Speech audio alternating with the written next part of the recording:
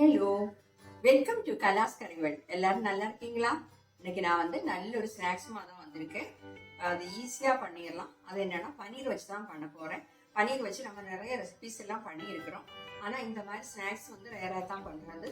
பாருங்கள், பார்த்துட்டு நீங்கள் ட்ரை பண்ணுங்கள். ட்ரை பண்ணி உங்கள் ஃபீட்பேக்கை தெரியுங்க. ஓகே, அப்போ அது எப்படி பண்ணுறதுன்றது கிச்சனில் போய் பார்க்கலாம் வாங்க. அப்போ அந்த பன்னீர் ஸ்நாக்ஸ் பண்ணுறதுக்காக நான் 200 கிராம் பன்னீர் இந்த மாதிரி சின்ன சின்ன பீசஸாக கட் பண்ணி எடுத்துருக்கிறேன். இதில் நாம் இப்போ ஒரு 1/4 டீஸ்பூன் மஞ்சள்தூள் சேர்க்குறோம்.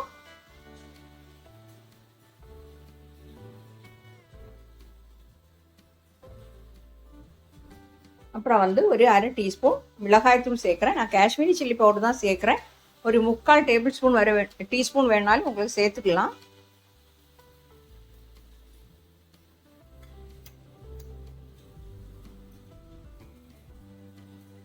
இதில் கரம் மசாலா பவுடர் 1/2 டீஸ்பூன் சேர்த்துருக்கிறேன்.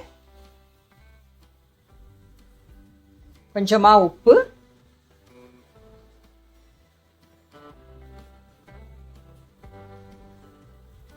அப்புறம் 1 டீஸ்பூன் இஞ்சி பூண்டு விழுது சேர்க்கணும்.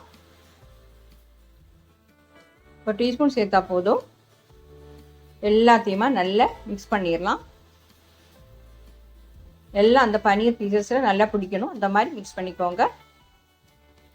அதில் வச்சு மிக்ஸ் பண்ணதுக்கு எனக்கு வசதி இல்லை, அதனால் நான் அந்த பிளேட்டுக்கு மாற்றிட்டேன்.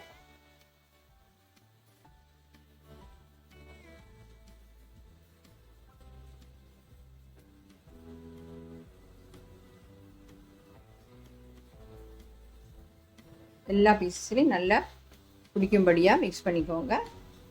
மிக்ஸ் பண்ணிட்டேன். நான் இதை பவுலில் எடுத்து நாம் ஒரு 1/2 மணி நேரம் நம்ம அதை ரெஸ்ட் பண்ண வைக்கணும். ஃப்ரிட்ஜுக்குள்ளே வச்சிடலாம். இப்போ ஒரு பவுல் எடுத்துருக்கிறேன். நான் அதில் 3 டேபிள் ஸ்பூன் ஆட்டா சேர்க்குறேன். ஆட்டா மாவு நம்ம கடையிலேருந்து வாங்குவோமே, அந்த மாவு சேர்க்குறேன். 3 டேபிள் ஸ்பூன்.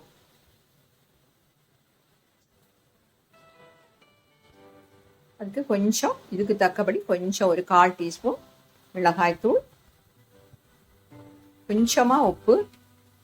இந்த மாவுக்கு தக்கபடி கொஞ்சமாக சேர்த்துக்கோங்க, உப்பு ஜாஸ்தி ஆகிடாம.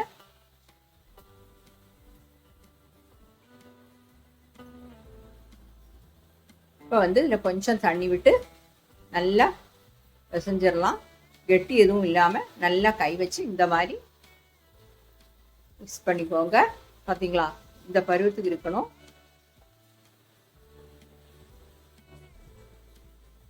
இந்த பதத்துக்கு நீங்கள் மிக்ஸ் பண்ணிக்கோங்க.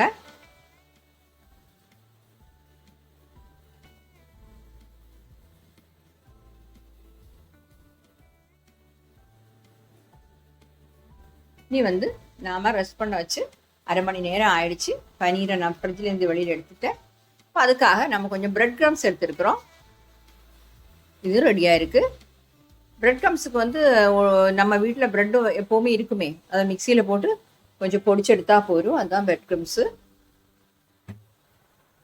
அதை வச்சு நீங்கள்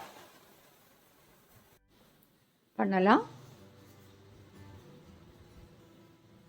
பாருங்க, இப்படி தான் பொடிச்செடுக்கணும். இது நம்ம ஃப்ரிட்ஜில் வச்சுருந்தா கூட நிறைய நாள் கெட்டு போகாமல் இருக்கும். தேவைப்படும்போது எடுத்துக்கலாம்.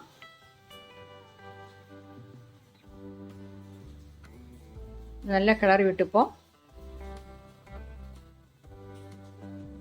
ஈஸியாக பண்ணிடலாம். இந்த ஸ்நாக்ஸு கொஞ்சம் வெரைட்டியாகவும் இருக்கும். பாருங்கள், ஒரு பீஸ் எடுத்து இதில் டிப் பண்ணி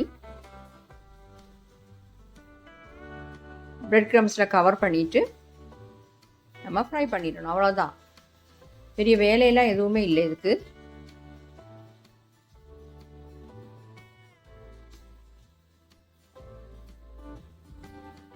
பாருங்கள், இந்த மாதிரி எல்லாத்தையுமே பண்ணிடலாம்.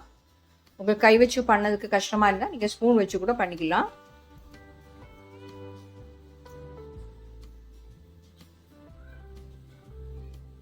பாருங்கள், 1 ஸ்பூன் வச்சு பண்ணலாம்.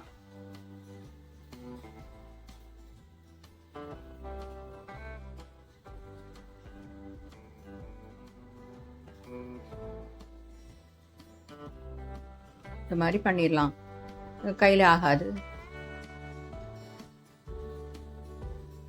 ஆனால் அந்த ப்ரெட் க்ரம்ஸ் வந்து அந்த பன்னீர் பீஸில் கம்ப்ளீட் கவர் ஆகணும். அப்போ தான் ஃப்ரை பண்ணும்போது நல்லாயிருக்கும். ஓகே, இந்த மாதிரி கவர் பண்ணிக்கோங்க.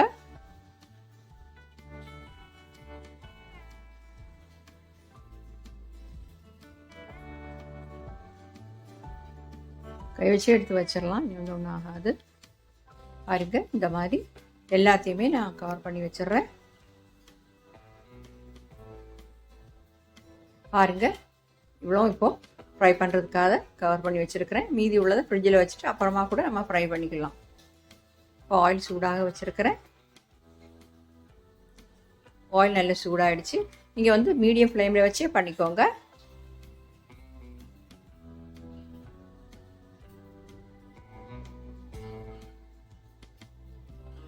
பன்னீர் வேகிறதுக்கு நிறைய நேரம் எல்லாம் ஆகாது, சீக்கிரமாக வெந்துடும்.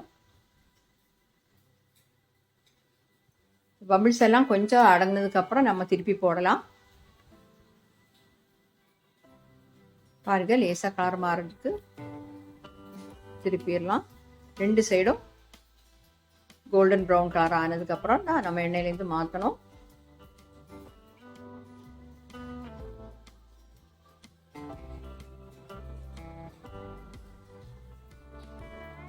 பாருங்க, 2 சைடும் ஃப்ரை ஆயிடுச்சு. நாம் வந்து இப்போ எண்ணெயிலேருந்து மாற்றிடலாம்.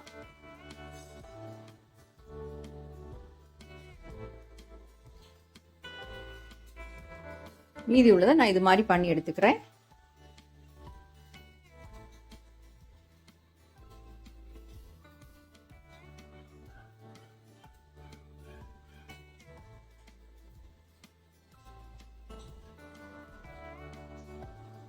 பாருங்க, நம்ம சூப்பரான ஸ்நாக்ஸ் ரெடி ஆகிடுச்சு. டொமேட்டோ சாஸ் வேணால் அதை வச்சு சாப்பிட்லாம், இல்லைன்னா தனியாக சாப்பிட்றதுக்கும் நல்லா இருக்கும்.